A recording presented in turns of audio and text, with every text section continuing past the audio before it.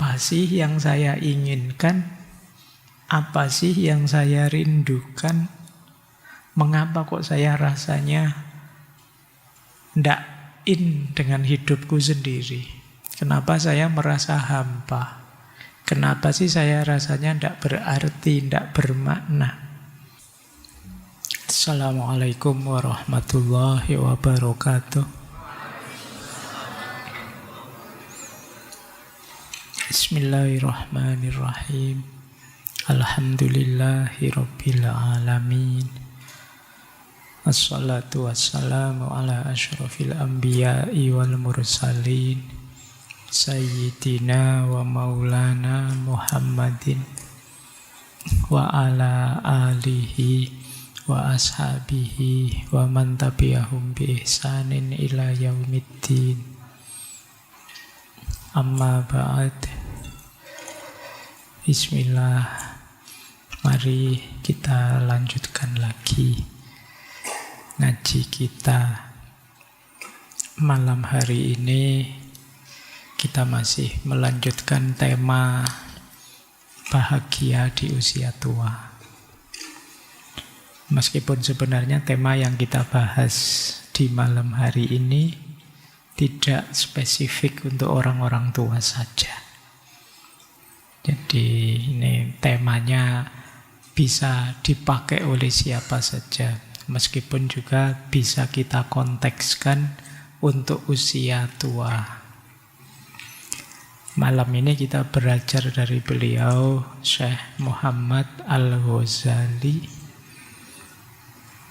Ini bukan yang sering kita bahas, ini beda dengan Syekh Abu Hamid Al-Ghazali yang menulis Ihya. Beliau ini ulama modern sudah, abad 19, abad 20 dari Mesir. Beliau menulis satu kitab yang terkenal sekali, judulnya Jadid Hayatak, Perbarui Hidupmu. Ini isinya menarik, cuma ya ndak mungkin saya bahas semua isinya. Malam hari ini kita nyuplik-nyuplik sedikit-sedikit untuk bahan refleksi. Bagi yang tertarik ya silakan dibaca semuanya detail, monggo. Bukunya bisa dibeli. Kalian menunggu saya ngomong bisa di-download gitu ya? Ndak, bukunya bisa dibeli, silahkan. Kitabnya, terjemahannya juga banyak. Baik, kita mulai saja ya, biar tidak lama-lama. Tapi sebelum masuk ke kitab, saya sedikit ingin membahas ini. Kapan itu saya ada kajian, ada pertanyaan menarik. Yaitu, Pak, gimana sih Pak? Apa mungkin sih Pak saya mereset? Kan kita kayak HP itu loh, kalau sudah tidak karu-karuan, isinya sudah dipakai, sudah seret, sudah ruwet, daripada sumpek-sumpek terus kita reset. Jadi kita kembali ke settingan awal lagi, memulai hidup yang baru lagi. Saya sering ditanya juga oleh teman-teman, biasanya yang muda-muda, Pak, saya kalau begini bisa enggak Pak? Saya begitu, mungkin enggak Pak? Itu biasanya kalau masih muda saya jawab, ala jalan saja. Nanti kalau meleset ya balik lagi. Wong masih muda, coba saja menjelajah kemana-mana. Enggak usah terlalu banyak overthinking. Wong masih muda saja kok. Coba di situ, nanti kalau enggak cocok ya ganti. Kalau enggak cocok ya balik lagi. Kalau ruwet, seruwet-ruwetnya ya di reset gitu aja. Nah, ini menarik pertanyaan mereset itu. Jadi gimana sih caranya mereset hidup itu? Gimana kita kayak di pom bensin itu kembali ke nol itu gimana caranya? Kalau saya yang pertama tentu saja kita harus berhenti sebentar. Tidak mungkin kita mereset sambil lari. Jadi kita mundur sebentar, luangkan waktu sebentar, terus hentikan sebentar rutinitas kita sehari-hari. Nah, ini untuk apa? Refleksi. Untuk memberi ruang jeda, ruang kosong. Lah kalau kita tidak berhenti, gimana kita bisa kembali? Kalau kita jalan saja terus, tidak ada berhentinya, ya gimana kita bisa mendeteksi mana yang pas, mana yang tidak pas, mana yang masih sesuai, mana yang belum. Tapi berhenti sebentar ini tidak kok terus sekedar berhenti ya. Kalau sekedar berhenti ya banyak di antara kalian tiap hari sudah berhenti. Rebahan saja kerjaanmu tiap hari ya.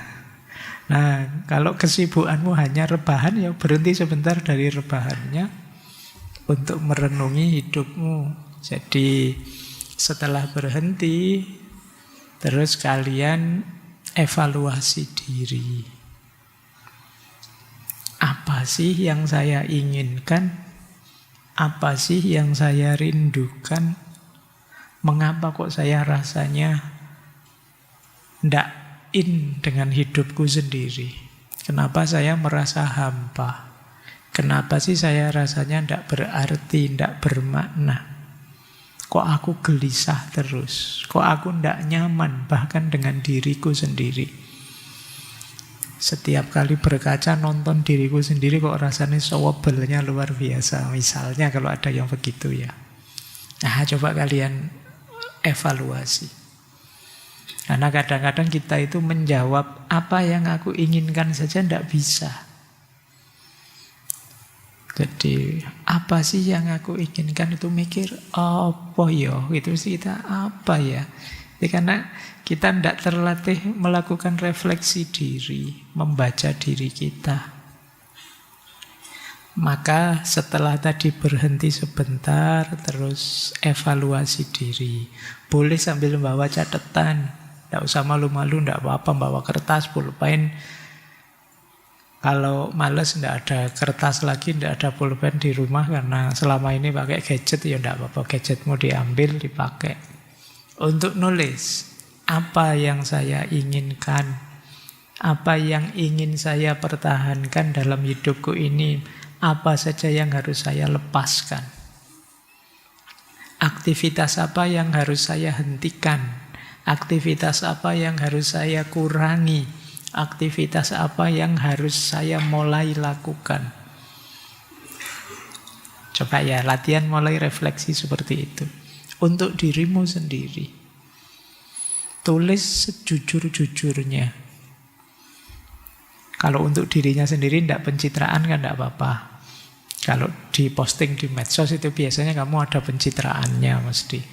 Tapi itu tidak usah dibayangkan ini nanti diposting, dibaca orang banyak. Pakai untuk dirimu sendiri saja. Sejujur-jujurnya tentang dirimu. Kalau jelek bilang saja jelek, ngaku saja. Tidak usah cari-cari alasan. Kalau Pak saya itu ada aktivitas ini loh Pak, yang saya tahu ini sebenarnya tidak boleh. Ini sebenarnya, tapi orang sedunia tidak tahu. Tapi jujur saja pada dirimu Pak, ya ini tidak boleh sebenarnya. Ya, entah itu download video-video yang itu, atau kamu sering apalah gitu, kamu ngerti lah sebenarnya, kamu sudah tahu. Tapi itu nanti taruh di daftar ya. Mana yang harus aku tinggalkan, mana yang harus aku tambahkan, mana yang harus aku pertahankan. Itu evaluasi diri. Terus, kalau sudah, biasanya masih ada problem dengan yang sudah terlanjur melekat. Tapi kamu ingin melepaskan. Nah, ini mulai perjuangan. Perjuangan ketiga itu melepaskan beban lama. Menaruh bebanmu yang menurutmu tidak relevan lagi. Apakah itu hubungan? Apakah itu kebiasaan? Apakah itu pola pikir bahkan? Termasuk pekerjaan. Jadi ini kalau dulu kita belajar hidup minimalis, ini decluttering. Jadi kalau ada apapun di hidup kita yang tidak penting, sisihkan saja. Ya nanti itu bisa ditulis lagi ya di daftar. Lepaskan beban lama. Coba dicek ya, yang paling membebani pikiranmu dan tidak produktif. sisihkan dulu. Jadi yang ini Pak, saya tiap hari overthinking tentang ini saja. Dan tidak progres dan tidak produktif juga, pinggirkan saja dulu. Jadi ini namanya melepaskan beban lama. Termasuk hubungan. Hubungan itu dengan teman, dengan sahabat. Pak, teman saya ini toksiknya luar biasa. Pak, sumpek aku Pak. Ya sudah, pending dulu. Bukan berarti tidak berteman lagi. Ambil jalan untuk melepaskannya. Ya nanti kalau kembali lagi, kalau kalian sudah hebat lagi, sudah kuat. Tapi harus berani melepaskan. Kalian yang tidak berani melepaskan ya akan tetap dengan beban lama yang tidak selesai-selesai. Oke, ini kalau di tasawuf itu ada istilah taholi, pembersihan, bersih-bersih. Termasuk sekedar pikiran. Kalau sudah yang keempat, ini tahalli, mengisinya dengan hal-hal yang positif. Yang pertama apa? Tentukan arah. Jadi tentukan ulang arahnya. Kalian ingin apa sekarang? Ingin menuju kemana? Nilai-nilai apa yang ingin kalian tegakkan sejak sekarang? Nah misalnya, Pak, mulai sekarang saya ingin lebih soleh misalnya. Nah, mulai sekarang saya ingin lebih intelek lagi. Mulai sekarang saya ingin lebih tenang, lebih sabar. Jadi itu memberi arah pada hidupmu sendiri. Karena hidup yang tanpa arah itu ya kamu sulit mengevaluasinya. Ini maju apa mundur ya? Ini progres apa regres saya itu? Tapi kalau kamu punya arah jelas, oh ini saya maju karena saya lebih dekat dengan tujuanku. Maka menentukan arah jadi kunci. Saya agak sakit-sakitan Pak, mulai sekarang saya akan memulai hidup sehat.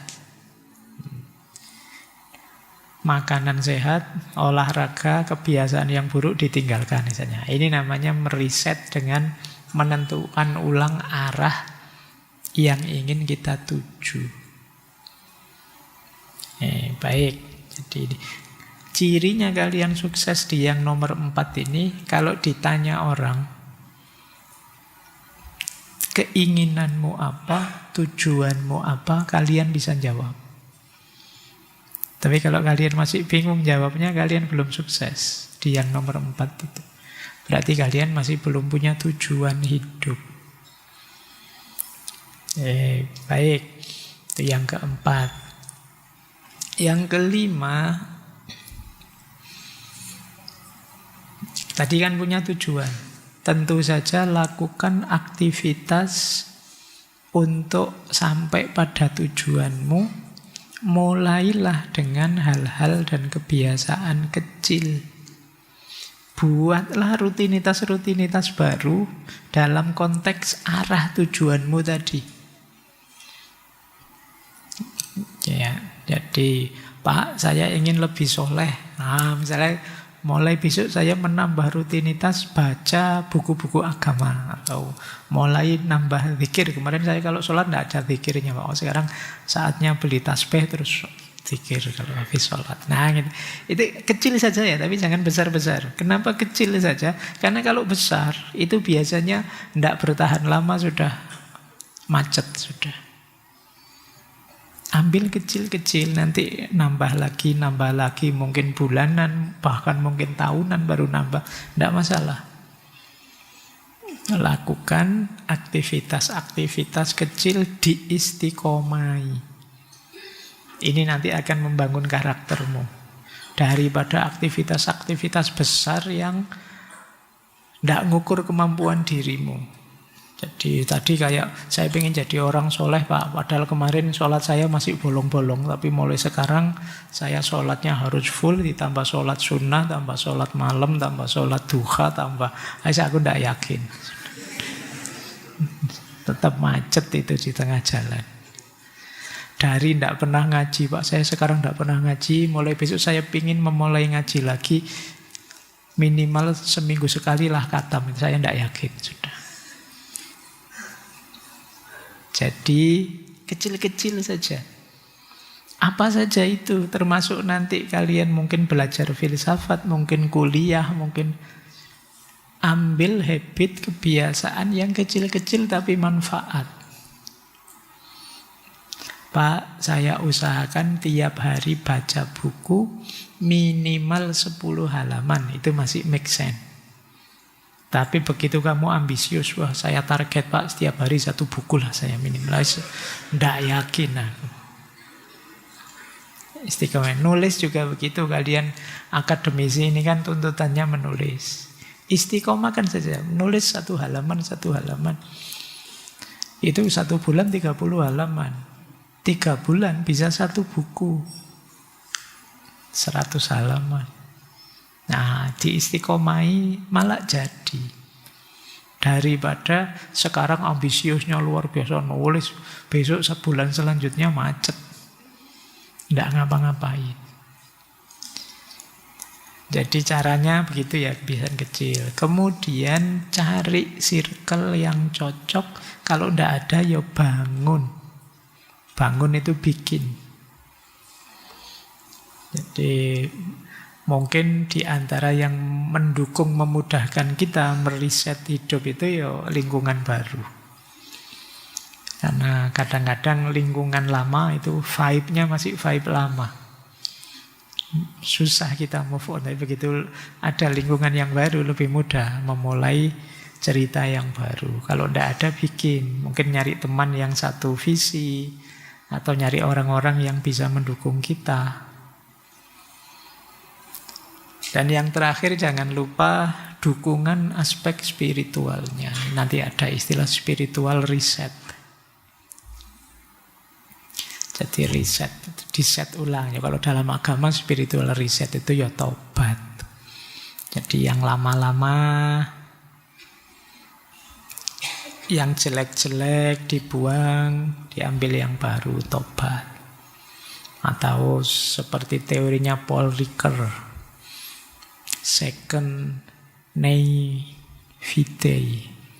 Jadi second naivete itu, kalau di Ricoeur kan ada teori manusia itu ada first naivete, kemudian kecurigaan, mulai kritis, dan yang kedua second naivete. Ini teori yang berhubungan dengan hermeneutika kalau di Paul Ricoeur itu. Jadi dalam beragama misalnya, kita itu awalnya hanya patuh pasrah saja. Jadi beragama dengan cara mematuhi secara simbolik, secara literal, apapun yang diajarkan pada kita. Ini namanya first naivete. Terus kemudian karena pikiran kita tambah pinter berkembang, kita mulai bertanya-tanya, mengapa sih kok ini saya lakukan? Mengapa sih kok begitu? Apa sih gunanya? Ini fase namanya suspicious. Fase ingin tahu. Kayak dulu loh, kalian ini kan hampir semua misalnya Muslim, itu kan awalnya karena orang tuamu Muslim saja, terus ikut-ikutan.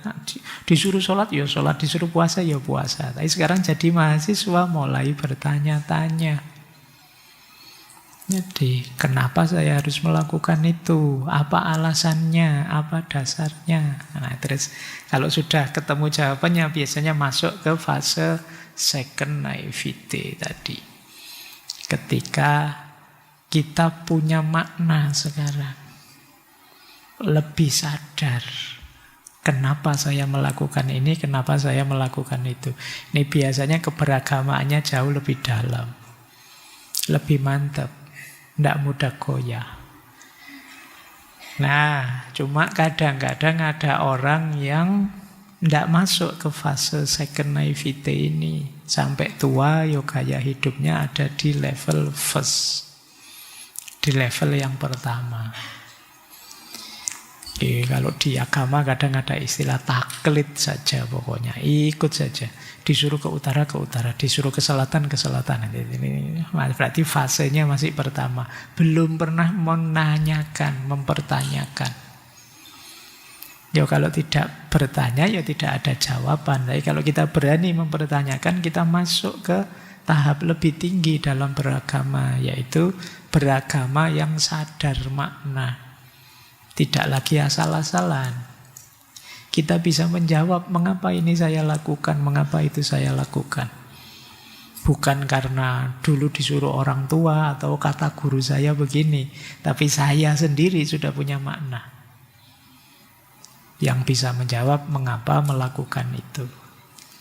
Nah, di antara meriset hidup ini nanti begitu.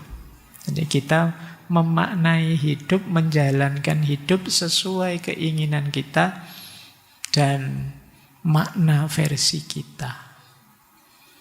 Terserah orang melihat kita bagaimana, tapi inilah aku. Nah, itu bagian dari meriset hidup. Ya, cuma ya ini satu program ya, satu proses. Jangan terus saya ingin bolak-balik riset, Pak. Nanti bolak-balik riset lagi. Nggak serius berarti nanti. Dulu diganti tujuan. Dulu kamu bingung sendiri, kelelahan nanti. Bikin yang jelas. Makanya tadi diawali dari pause, berhenti sebentar, terus merenungi dirimu lebih dalam. Baru menetapkan tujuan. Baik. Wah, pengantarnya panjang. Nggak apa-apa ya. Paling tidak sekarang dapat wawasan baru. Jadi hidupmu tidak sebuntu itu, tidak se-stuck itu. Bagi teman-teman yang sedang ada masalah, kalian bisa meriset hidupmu kapanpun kamu mau. Yuk, kita mulai sekarang masuk ke bukunya Syekh Muhammad Al-Ghazali. Saya kenalkan sebentar, beliau ini kelahiran 1917, meninggal 1996. Ulama, cendekiawan, penulis abad 20 yang terkenal moderat, semangat pembaharuan dan rasional dalam beragama. Buku-buku beliau banyak. Tentunya genrenya genre agama, cuma buku ini yang menurut saya agak unik. Jadi ini berhubungan dengan olah diri. Judulnya Jadid Hayatak. Ada yang bilang beliau sesuai namanya banyak dipengaruhi oleh Imam Ghazali juga. Nama beliau Ghazali banyak dipengaruhi Imam Ghazali, khususnya dalam konsep-konsep tentang pembersihan jiwa. Kemudian beliau juga mengidolakan Syekh Muhammad Abduh, Syekh Rashid Ridho, tokoh-tokoh reformasi Mesir, yang cara berpikirnya lebih rasional, fokus pada pendidikan dan penafsiran yang modern. Nah, khusus buku Jadid Hayatak ini beliau terinspirasi sebenarnya oleh bukunya Dale Carnegie. Teman-teman mungkin pernah baca buku ini, khususnya yang ikut MLM biasanya ya. Buku berpikir berjiwa besar itu ya. Cuma buku ini yang menginspirasi Syekh Muhammad Al-Ghazali nulis buku ini, buku yang judulnya How to Stop Worrying and Start Living. Cuma beliau mengarahkan pada wawasan-wawasan, memberi kerangka keislaman terhadap gagasan-gagasan ini. Itu menariknya. Nanti di buku itu teman-teman ketemu banyak kutipan-kutipan dari Dale Carnegie ini. Nanti meskipun ya tidak mungkin saya kutip semuanya, saya lebih banyak ngambil yang versi beliau sendiri. Kenapa sih kok nulis buku jenis ini? Itu karena beliau melihat di tengah umat Islam banyak penyakit-penyakit batin kejiwaan. Yang pertama, banyak di antara umat Islam itu yang minder. Mungkin karena mengalami sejarah panjang dijajah, kemudian kita miskin lama, terbelakang lama, sampai sekarang juga hitungannya ya tidak kaya-kaya, tergantung kemana-mana, tidak mandiri. Ini membuat kita krisis kepercayaan diri, kita minder. Jadi jangankan berhadapan dengan negara-negara besar, kadang kita lihat misalnya bule jalan-jalan saja kita grogi mau mendekat, khawatir diajak ngomong bahasa Inggris.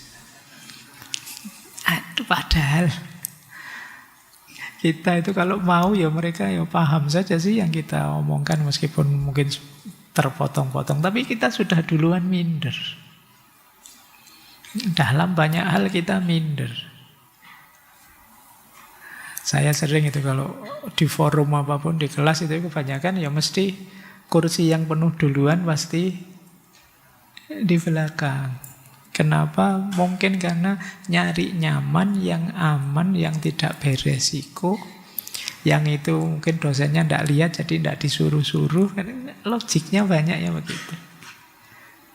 Jadi kita banyak berlogik, jangan saya pokoknya. Yang lain saja dulu Pak. Gitu. Jadi kalau Al-Quran menyuruh kita fastabiqul khairat, kita itu ngalah pokoknya. Jadi, saya sering itu kalau waktu mau sholat itu, ketika salah satu harus maju jadi imam, itu adu jempol akhirnya, monggo gitu. Monggo gitu, bolak-balik adu jempol itu, saling mempersilahkan, tidak ada yang maju-maju lama itu. Jadi ada rasa minder tersendiri dalam diri kita. Itu mungkin karena sejarah panjang kita dijajah, sejarah panjang kita mengalami penindasan, kemiskinan dan lain sebagainya.